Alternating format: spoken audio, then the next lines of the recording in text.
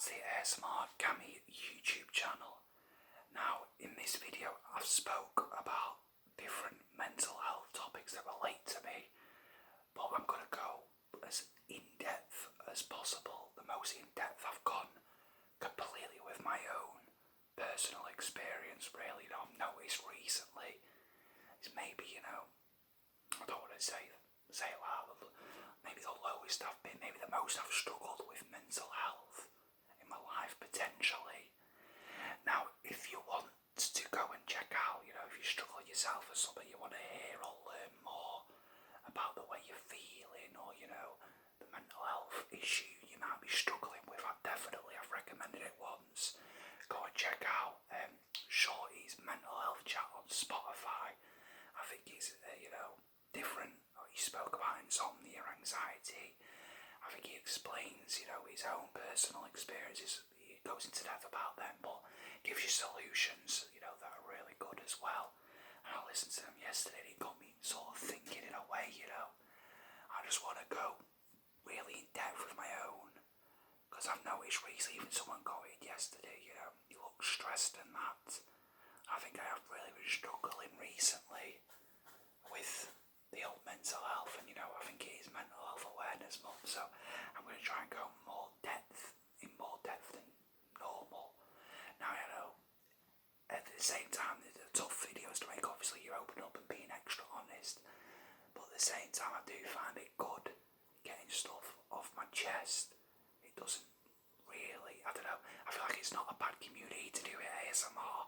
I feel, a lot of people who watch ASMR will struggle with mental health, I've had days where I'm extremely drained and I look for just anything that will relax me a little bit, I remember so many times I'd have a long day at college and I'd have a little hour in bed after it where I'd feel so mentally and physically drained. I'd have a bit of ASMR on, you just find anything for that little bit of relaxation. Or you're having a night where your mind's clogging, you listen to a bit of ASMR for sleep. But yeah, let's go fully into depth, and then I'll go into where I'm at now. I just feel like it's good for me just to just to talk, even if it's to a camera. Yeah, I think it might do me good. So, back to my school days. It was weird.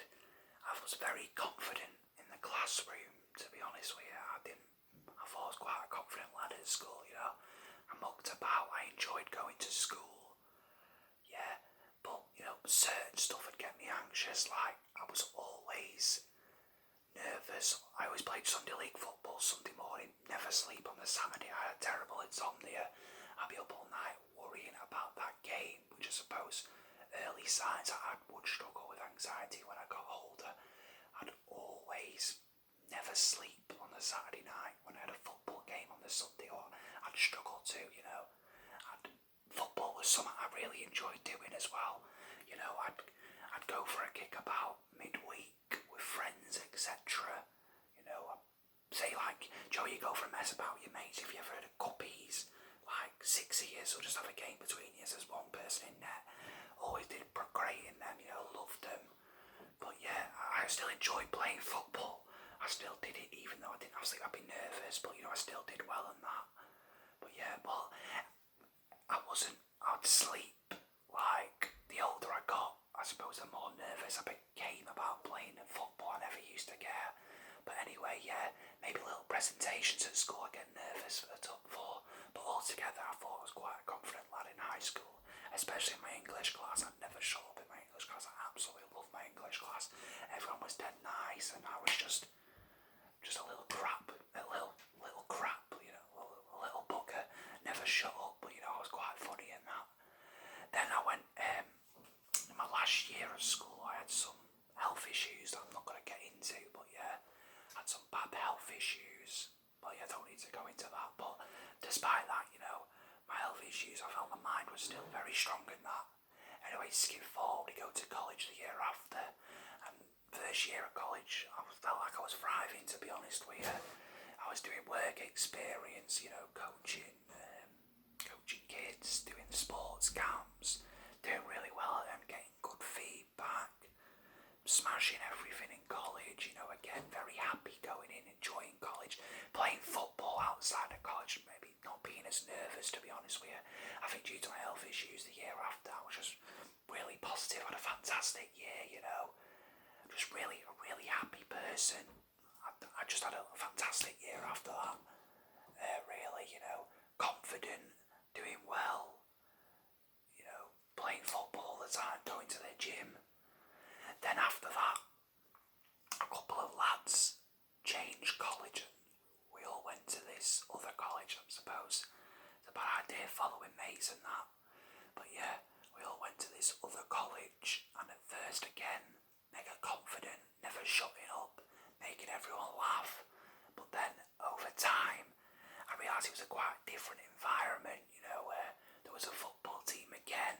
I always played football wherever I go. I was nervous it made me, I always did it.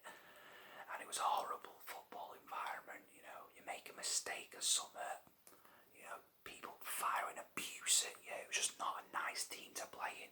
It's not like a team where you make a mistake. They lift my head drops so easily. It's like that now. I play football all the time now. I still absolutely love it. I don't get really nervous as much, but say I make a mistake or something, you'll see my head drops. I have such low self-esteem and confidence. You know, it's weird. I suppose at times it's like I put a character on, you know. My friends would probably say, oh, he's a very, Maswell in that Shaw's mental health chat, you know, that sort of resonated with me. He says, you know, he struggled with anxiety and put a character on almost. And yeah, I think I do that as well, because you'd ask a lot of my friends, you know, they think I'm this mega confident person, cracking jokes, never shutting up. But in theory, you know, when I play a football game or job interview or something, I have zero self-esteem at all. So yeah, I had very low confidence, and then you have this environment where you're just getting told, you know, you make a mistake, you crap. Or I remember one time we were all playing this football game, I got back on the coach, and I was like, they were like, I could hear them at the back almost blaming me, even though I was probably one of the better players on the day. And even in the classroom, you know, it was a very different environment. Rather than everyone getting on, it was like everyone just wanted to show off and take the mick out of each other. It was all fun and games, it was all joking, but it was banter. Every lesson was just a big, massive banter war. You know, firing jokes at each other, trying to humiliate each other. Say, loads of people have a girlfriend, one lad doesn't. Maybe 20 minutes a lesson will just be constantly taking the mick out of him for not having a girlfriend, or me, or something like that. Just little silly stuff.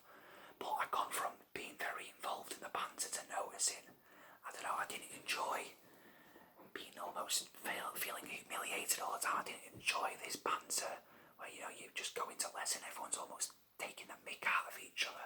A lot of friendship groups are like that. I do have friends where I'm comfortable taking the mick out of each other all the time.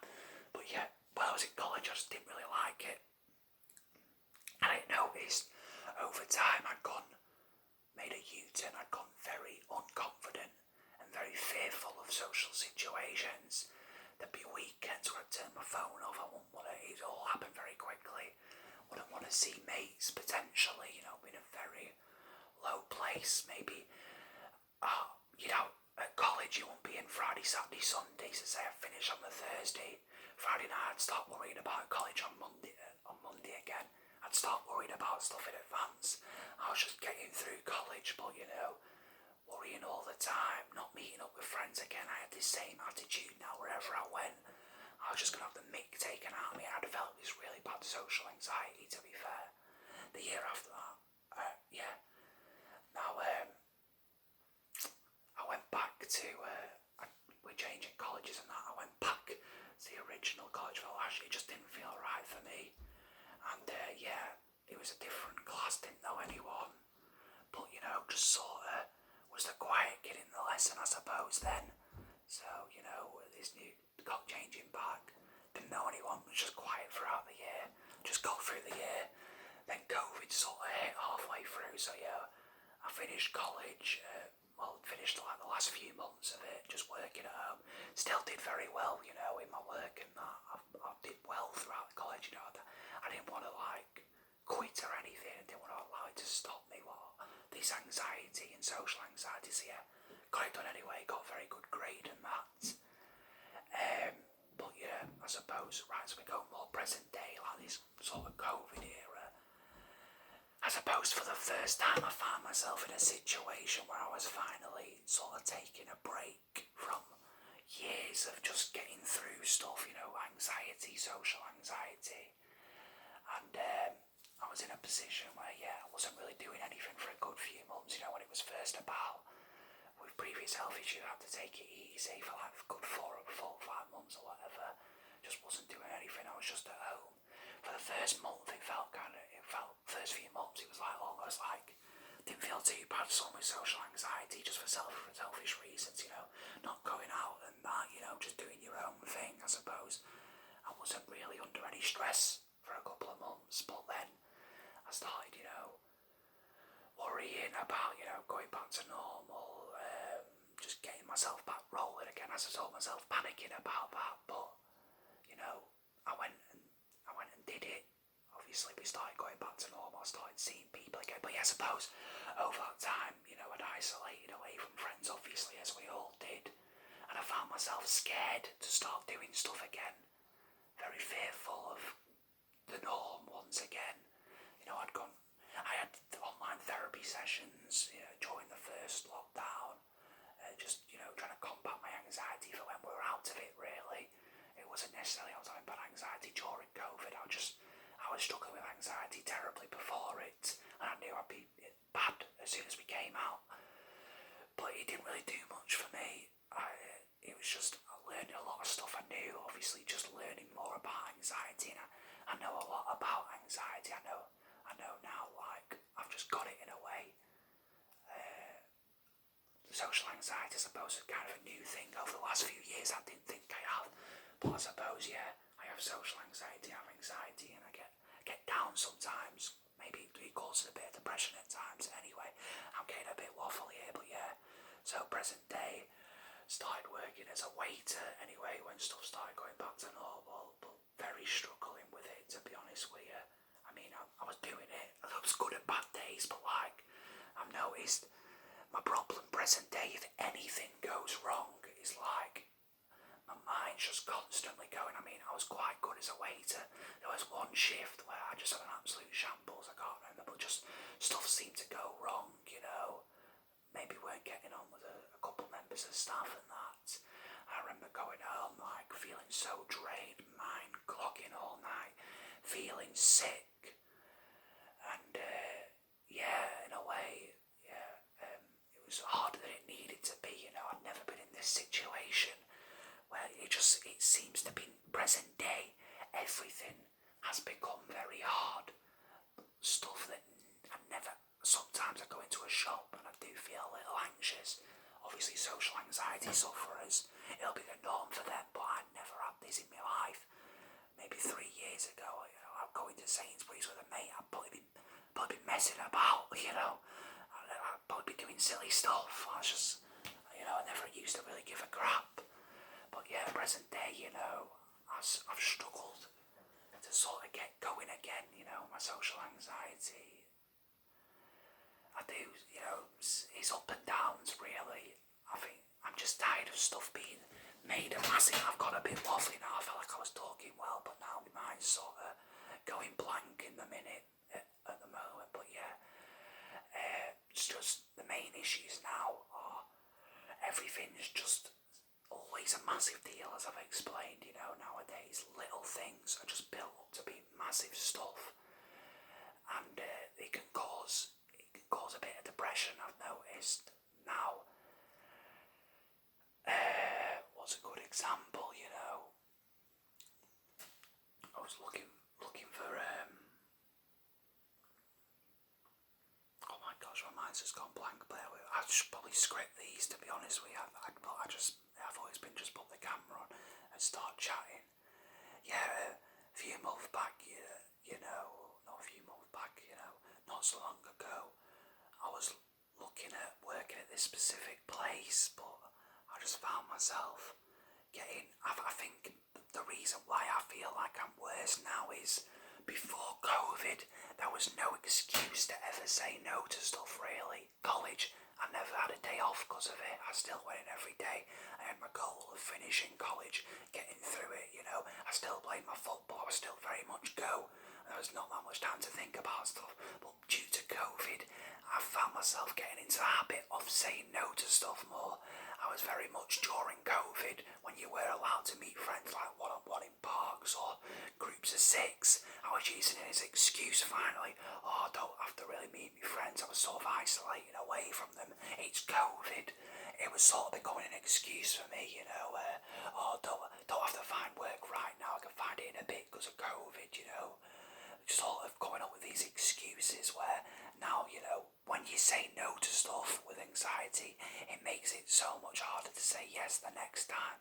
You know, it's very weird. Like, I was injured in my football the other week. This is a very different example. I was injured in football. I've got a very bad ankle at the minute. I was unwell, not feeling too well. I had a bad headache and that. But I still had 2 football games to play that day. I played in them both. I had that resilience. But yet, when it comes to something, you know, maybe I don't want to do. Oh, I don't know, you have to respond to these important emails today, you know, or you've got a very important phone call to make that's been causing you anxiety. A bad ankle and feeling unwell will probably be enough for me to put it off the next day. You know, I do that a lot. Now, getting going again is something I really do. I'm sorry if this sounds like an absolute load of crap, but yeah, getting going again is what I need to do. And it's tough, you know, the amount of times now it doesn't take much at all to throw me off track. Every Sunday I find myself sort of like in my head, you're going to absolutely smash it this week. You know, you're going to be brilliant. You're just going to smash everything in your way, any obstacle. And then a little thing happens Tuesday, say like, you know, a mate has a word with manager, you got a job interview somewhere or something, and the amount of stress that causes me, it can be like a 2 or 3 day just trying to forget about any stress you have. That's what it can happen with me. I can have 2 or 3 days where I'm feeling down due to anxiety, due to some sort of what my anxiety's caused me, you know, the stress and that. I don't want to feel stressed, I don't want to feel anxious, so I put it off, but yeah, that makes me feel down the days after. So, but the thing is that I've noticed, you need to treat mental health almost like an injury. If you break a leg, it's not a quick switch, you know, like mental health issues like anxiety and that. I can't turn around and be like, I'm going to be perfect now. Anything that comes my maze, I'm just going to brush it off. You know, a broken leg, you've got to obviously get through the pain barrier. There's a few weeks where you're probably in pain and that. You take your antibiotics and that, boom. Then you've got to rest it, boom. Then you've got little techniques where before the cast comes off, I suppose, you know, just trying to get it a little stronger at home. Then your cast comes off, then you have physiotherapy. Then after you have physiotherapy, you've got to get your fitness back up, because there's all little stage. You've got to get fit, because you're going back to playing football after a broken leg, or you've not done anything in a year, so you've got to get fit again, because you lose your fitness very easily. Look at all them steps: physiotherapy, getting fit again, and all that, etc. You know, I suppose it's the same with mental health. I can't just turn around and be like, I'm not going to struggle. I have anxiety, I have to deal with it. You know, sometimes I get down, I have to deal with that, you know. I suppose I sort of made this for myself to sort of remember, you know, I've had times where I've been in bed feeling down and that, and inspirational videos caught my eye, like Tyson Fury. He was at rock bottom, you know. You've just got to find that power, that resilience that I showed to play my football games, despite, but to succeed in life, or the ultimate goal, I suppose, everyone shares in life, is they want to do something for a living that makes them happy. They want to spend their life as happy as they can be, I suppose, you know. And we all have potential to do that. Boxing's a great example. Lawrence Cole, he's cruiserweight champion of the world, 20 years of age. He started boxing by 27. He's a champion of the world at 20. He was overweight. He was doing it for mental health and that, but he put so much in. That's the thing with boxing. The more work that you put in, the better you'll become. Conor Ben, he's an unbelievable boxer now. He was awful at the start. You could see in his fights, you never thought he was going to be any good at all, and now we're seeing him because he's putting so much hard work in. He's become unreal in the ring. And it's like that with everything. But he has obstacles he has to overcome, obviously, you know. I think he lost some amateur fights. You don't just give up when you lose something. That's what I've started to do. My mental health. Something goes wrong, I write that day off. And I know you shouldn't. I know probably I'll do it again, despite telling myself not to now. But yeah, I write the day off if something goes wrong, something makes me anxious, something makes me down.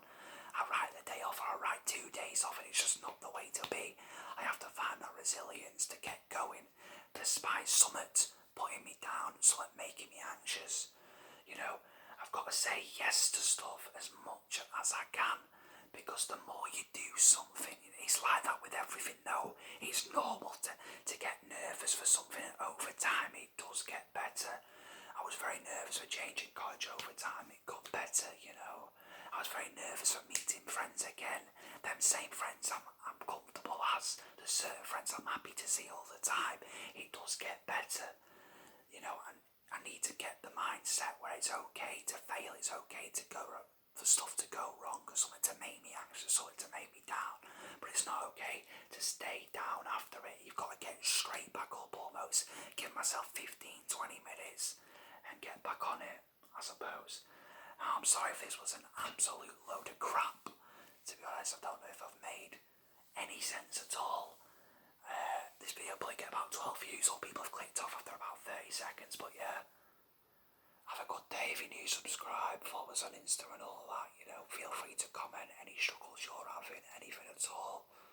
Yeah, just hope you're all well, really. I've covered everything. I think I have, to be fair. It was just, again, I like these ramble videos. I get stuff off my chest. And maybe I'm going to do a part 2 to this, where I sort of go with a plan